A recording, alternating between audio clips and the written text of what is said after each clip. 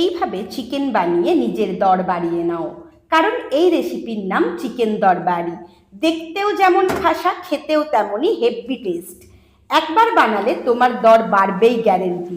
প্রথমে শুকনো খোলায় গোলমরিচ, এলাচ, আমন্ড, কাজু, শুকনো লঙ্কা, জিরে, ধনে, মৌরি ভালোভাবে ভেজে গুঁড়ো করে নাও।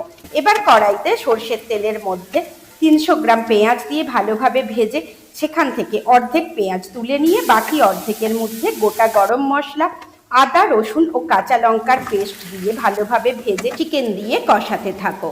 অপরদিকে মিক্সির মধ্যে ওই ভেজে রাখা পেঁয়াজ ও টমেটোর কুচি দিয়ে পেস্ট বানিয়ে নাও। এবার চিকেনের মধ্যে ওই পেস্ট, গুঁড়ো করে রাখা মশলা, লবণ, হলুদ ও কসুরি মেথি দিয়ে ভালোভাবে কষাও। তারপর মিক্সি ধোয়া জল দিয়ে ঢাকনা দিয়ে দিয়ে বারবার কষাও।